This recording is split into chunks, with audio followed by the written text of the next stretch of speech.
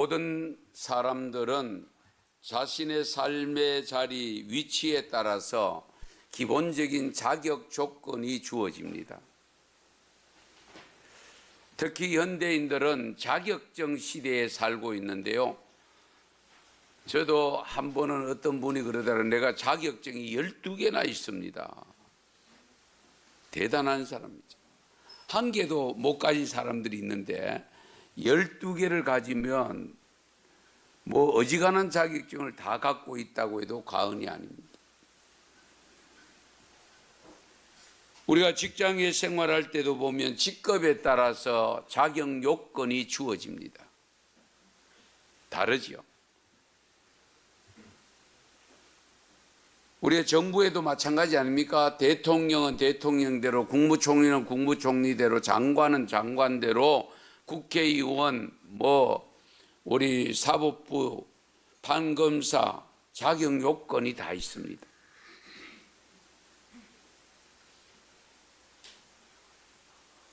오늘 본문 말씀에 보시면 디모데서가 기록될 당시에 초대교회로서 조직화되어지기 직전에 사도들이 제일 먼저 교회 조직 속에 들어옵니다마는 그 사도들에 의해서 세움받은 직분이, 공식적인 직분이 집사입니다.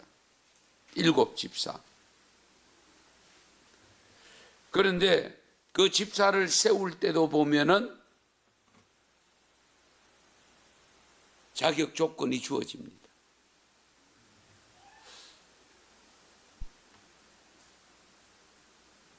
오늘 본문 말씀을 읽다 보면 1절부터 감독이라는 직책이 등장합니다. 사실은 이 감독이라는 것도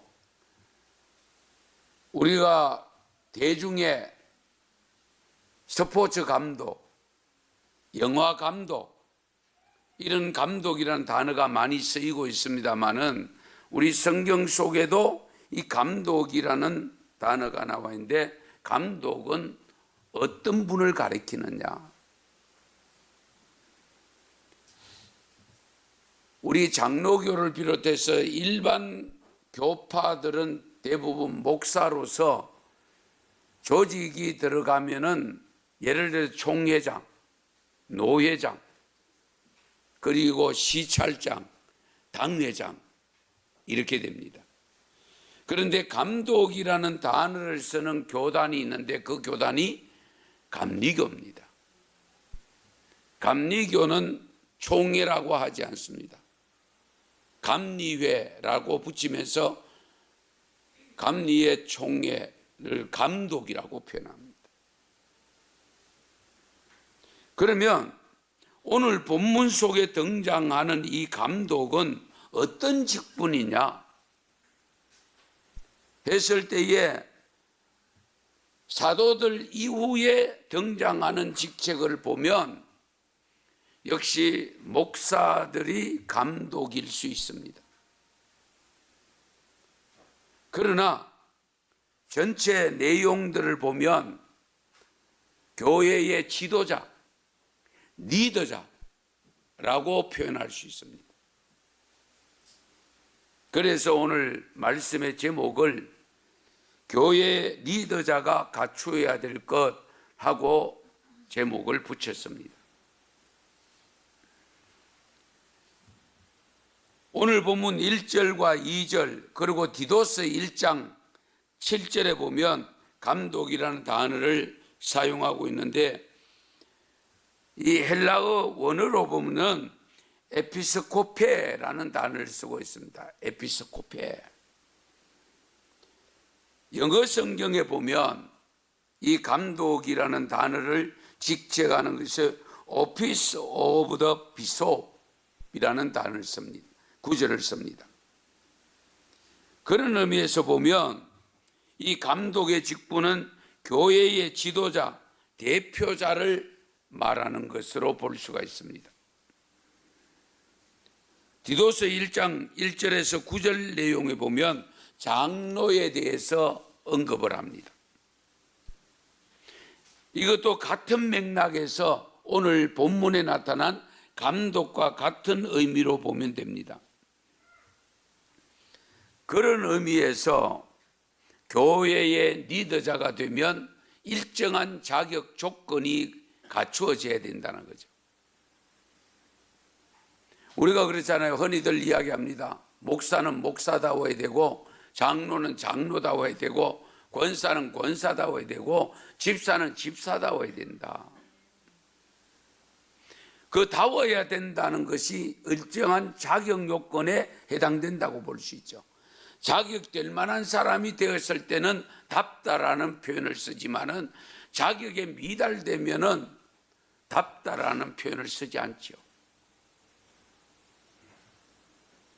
그래서 오늘 본문 내용 중심으로 보면, 본문에 보면 이 감독의 직분자가 갖춰야 될 요소가 15가지입니다.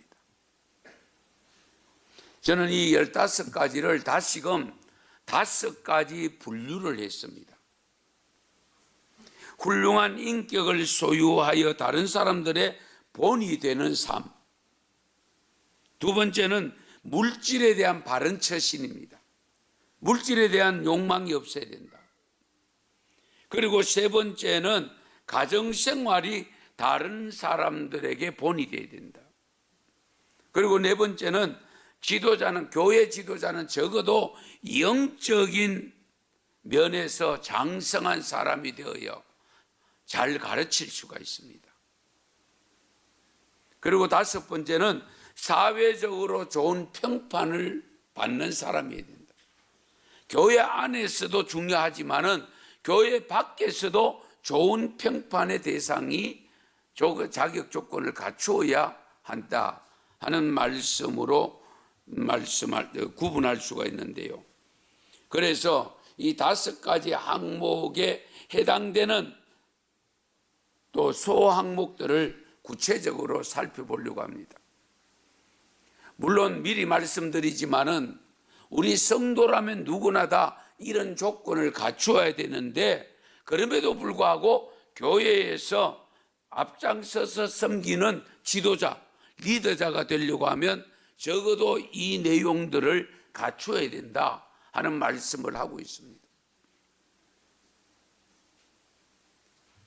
교회 리더자는 훌륭한 인격을 반드시 소유해야 됩니다. 인격. 그래서 다른 사람의 본이 되어야 되는데, 구체적으로 어떤 인격을 갖춰야 되느냐?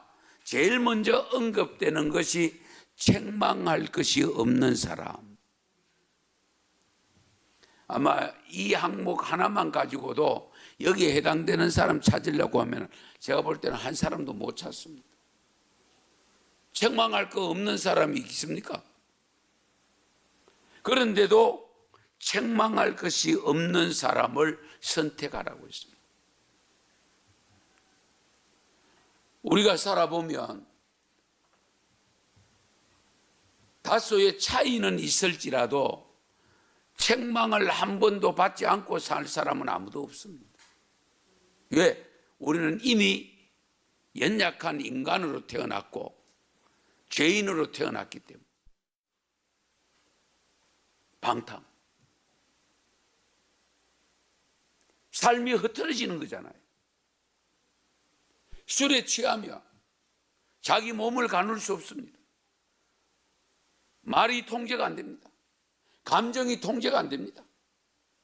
행동도 통제가 안 됩니다.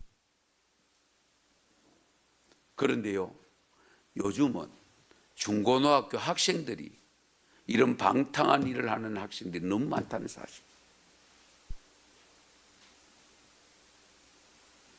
제가 최근에 가슴 아픈 이야기 하나를 접했는데, 중학교 1학년, 그것도 여중생이 완전히 술에 취해가 뻗어가지고 연락이 와가 엄마가 가서 데리고 오는 이런 일이 있었다는 이야기를 들었습니다. 상상을 초월합니다. 일이 이 지경에 갔는데, 사회가 이렇게 가는데 예수 믿는 사람이 술 마셔도 되겠어요? 한번 생각해 보세요.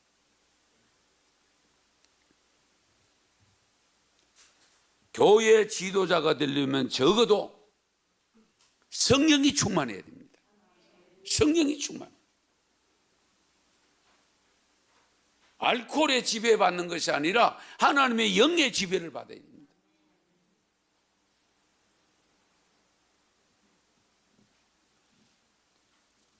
정말 우리가 삼가 조심해야 됩니다. 교회 지도자만 아니죠. 우리 모두가 성령 충만해야 되잖아요. 목사는 두말할 것도 없고 어린아이들도 성령 충만해야 돼요. 어린아이들도 성령 충만하면요 방언받는 역사가 일어납니다. 아이들도 성령 못 받는 게 아닙니다, 여러분. 얼마든지 받습니다. 임재합니다. 우리가 그 자리에 인도를 제대로 안 해서 그렇지. 아무쪼록 우리 언성교회는 앞으로 성도들뿐만 아니고 교회 앞장 섬기는 지도자들은 성령이 충만하신 지도자가 많이 나타나시기를 바랍니다. 그 다음에 마지막 5번째는요, 사회적으로 좋은 평판이 있는 사람이 세워져야 됩니다. 오늘 본문 7절 말씀 같이 읽으실까요? 또한 외인에게서도 선한 증거를 얻은 자라야 할지니 비방과 마귀의 올무에 빠질까 염려하라. 아멘. 선한 증거를 받으면 비방받을 이유가 없잖아요. 그렇죠? 결국은 비방받는다는 것은 잘못됐다는 거잖아요. 바르게 살지 못하고 있다는 거잖아요. 그래서 여기 외인들이라고 하는 것은 불신자를 말합니다. 크리스찬이 아닌 넌 크리스찬을 말합니다. 우리가 모든 살아가는 삶 속에 예수 안 믿는 사람을 만날 수밖에 없잖아요. 우리가 세상 속의 빛의 사명을 해야 되고 세상 속의 소금이 되어야 됩니다. 소금 단지 안에 소금이 아니고 가둬놓은 빛이 아니고 밖으로 나가서 어두움을 밝혀야 되고 냄새나는 곳을 신선하게 만들어야 됩니다. 그러기 위해서는 단정해야 됩니다. 단정. 예의가 발라야 되고요. 품행이 방정해야 됩니다. 그래서 목사는 목사다워야 되고 장로는 장로다워야 돼요. 안수집사는 안수집사다워야 되고 권사는 권사다워야 되고요. 성도는 성도다워야 됩니다. 크리스찬은 크리스찬다워야 되지. 선한 증거를 얻어서 평판이 좋은 지도자가 많이 있으면 쓸수록 주님께 영광이 돌려지고 교회는 부흥될 줄로 믿습니다. 그래서 우리가 이런 삶이 되려고 하면 오늘 본문에 보면 나그네를 대접하라고 있습니다. 나그네를 대접해라. 나그네를 대접하는 것은 결국 봉사입니다. 넓은 의미에서는 섬김입니다. 그래서 교회는요, 잘 들으세요. 안에서만 잘하면 그것만으로 만족하면 안 됩니다. 교회 밖에 잘해야 됩니다. 교회 밖에. 예. 나그네를 대접 잘해라. 이것을 로마서 12장 13절에 보면 성도들의 쓸 것을 공급하며 손 대접하기를 힘써라. 손님 대접하기를 힘써라.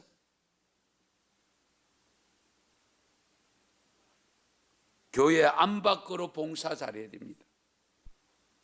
여러분 잘 아시잖아요. 아브라함이 밖에 있다가 지나가는 행인인 줄 알고 접대를 잘했는데 하나님의 사자였잖아요. 그래서 백세의 아들을 얻으리라는 축복을 선언받잖아요. 기생 라합이 여러분 잘 아시는 대로 나그네 대접 잘했다가 예수님의 족보의 반열에 오르잖아요. 그래서 저는 목사가 된 이후에 교회를 찾아오는 분들 있잖아요. 도와달라고 찾아오면 항상 주님이 또 오셨구나 그 생각을 합니다. 주님이 오셨고, 주님이 오셨는데 문전박대 할 수 있어요? 안 되잖아요. 주님이 오셨는데 잘 돼야 되잖아요.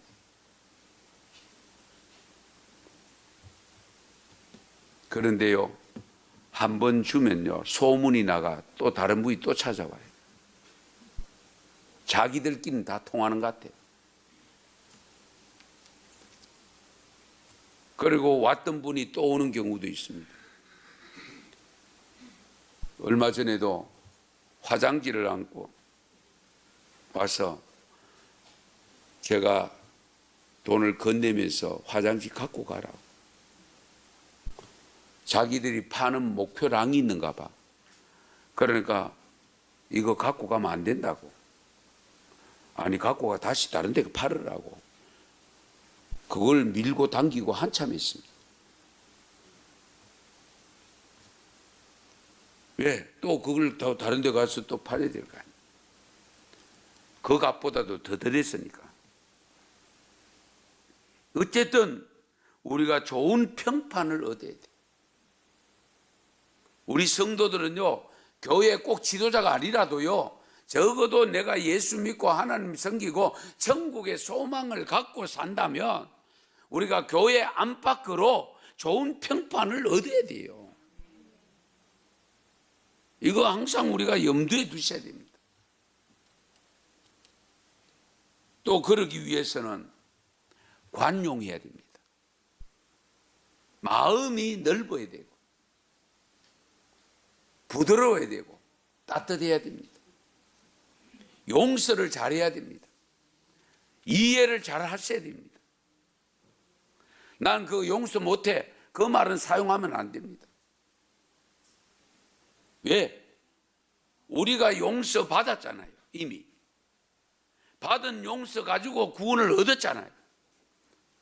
얻은 구원 가지고 살아가는 우리가 용서 못해라는 단어를 쓰면 안 돼요. 그러면 어떤 현상이 일어났냐? 마태복음 6장 14절 15절에 이렇게 말씀합니다. 같이 읽습니다. 너희가 사람의 잘못을 용서하면 너희 하늘 아버지께서도 너희 잘못을 용서하시려니와 너희가 사람의 잘못을 용서하지 아니하면 너희 아버지께서도 너희 잘못을 용서하지 아니하시리라. 아멘. 큰일 날 일이잖아요. 주님으로부터 용서 못 받으면 안 되잖아요. 사람으로부터는 용서 못 받을 수 있습니다. 그러나 하나님으로부터는 용서 받아야 되지. 그렇게 용서 받으려고 하면 내가 용서해야 된다는 거예요. 우리가 우리에게 죄 지은 자를 용서해 준 것 같이 우리 죄를 용서해 주옵소서 주님 가르친 기도잖아요. 이 점을 항상 염두에 둬요. 부부간이든 형제간이든 친구간이든 성도간이든 용서 못하는 일이 없어야 됩니다. 아멘 좀 하시소. 용서 전부 안 하신 모인데요. 그렇지 않아요? 여러분 잘 아시는 대로 마태복음 18장에 보면 베드로가 느닷없이 예수님에게 질문합니다. 주님, 형제가 내게 죄를 범하면 몇 번이나 용서할까요? 7번 하면 될까요? 자기는 최대한으로 7번 했어. 그런데 예수님의 대답이 뭡니까? 7번을 70번까지 용서해라. 할렐루야. 이 말씀 뭡니까? 무한대로 용서해라.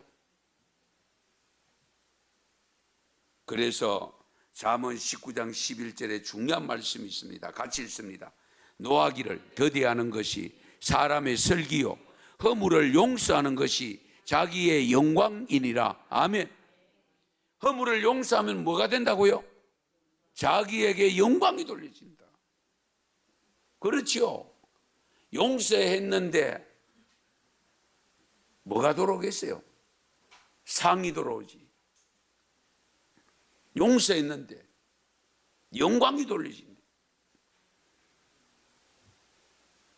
이와 같이 관용하는 삶을 살면 자연스럽게 나타나는 것이 화평함입니다. 교회 리더자가 되어서 교회 안에서 교회 밖에서나 좋은 칭찬 듣는 삶이 되려고 하면 다투지를 말아야 돼요. 싸우지를 말아야 돼요. 싸울 일도 참아내야 됩니다. 손바닥도 마주쳐야 소리 난다. 그런데 아무리 손바닥과 이게 마주치지 않으면 소리가 안 나요. 상대방이 아무리 나에게 분을 화나게 하는 일을 해도 내가 화 안 내면 돼요. 내가 화나가지고 괜히 내가 죄 짓고 있다니까요. 그렇잖아요.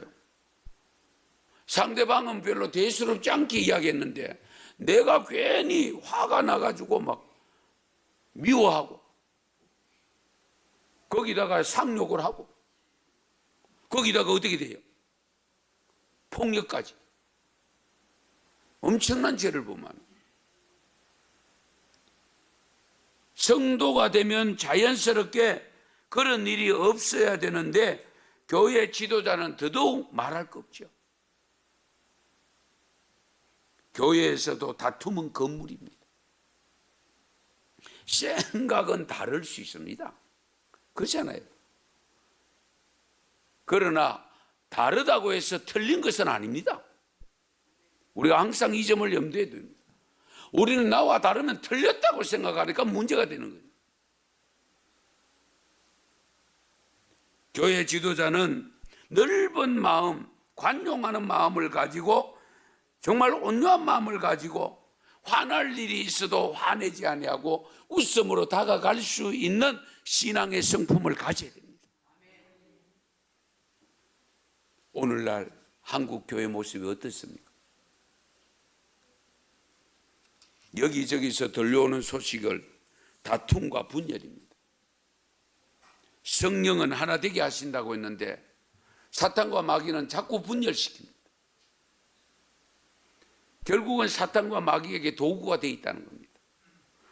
성령의 도구가 되어야 되는데 성령의 도구가 되지 못하고 마귀의 도구가 되어서 싸우고 갈라지고 다투고 분열되고.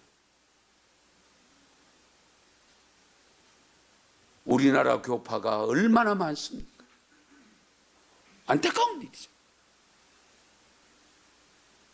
은성교회 성도 여러분, 은성교회는 직분과 상관없이 믿음의 성도로서 잘 갖춘 성도가 되어져서 하나님께 영광 돌리는 삶이 될 수 있기를 축원합니다. 아울러 이런 좋은 자격을 갖춘 지도자가 세움받아서 더 좋은 교회로 소문나야 되지 않겠어요? 그래서 오늘 본문 1절이 중요합니다. 1절 말씀 같이 읽습니다. 밑보다 이 말이여 곧 사람이 감독의 직분을 얻으려 함은 선한 일을 사모하는 것이라 함이로다. 아멘. 감독의 직분을 얻으려고 하면 교회의 리더자가 되려고 하는 것은 무슨 일이다? 선한. 우리가 선한 욕심은 가져야 돼요. 무조건 안 하려고 하는 것은 미덕이 아닙니다, 여러분. 분명히 말씀합니다. 사람이 감독의 직분을 얻으려 하면 선한 일을 사모하는 것이라. 그러면 감독의 직분을 얻으려고 하는 것이 선한 일이 되려고 하면 한 가지 더 자세가 필요한데 그 자세가 어떤 자세냐? 섬기는 자세입니다. 우쭐대는 자세가 아니고 직분을 계급의식으로 생각하면 안 됩니다. 철저하게 섬기는 직분으로 섬겨야 됩니다. 그럴 때에 선한 일이 되는 겁니다. 섬기려고. 더 잘 섬기려고. 이 정말 중요한 부분이잖아요. 그러므로 교회 지도자가 되어 있는 분들은, 이미 지도자가 되어 있는 분들은 이런 요소를 갖추어야 되고요. 부족한 부분이 있으면 그 부족한 부분을 채워야 되고요. 그리고 지금 이제 신앙생활에서 그 길로 가고 있는 분들은 나름대로 정말 좋은 성품을 가지고 하나님이 말씀한 이 15가지 내용을 잘 갖추어서 하나님 앞에 쓰임받고 세상 사람들에게 칭찬받고, 그래서 하나님께 영광되어지고 복음이 증거되는 통로가 되는 믿음의 삶이 될 수 있기를 축원합니다. 축복합니다. 기도드리겠습니다.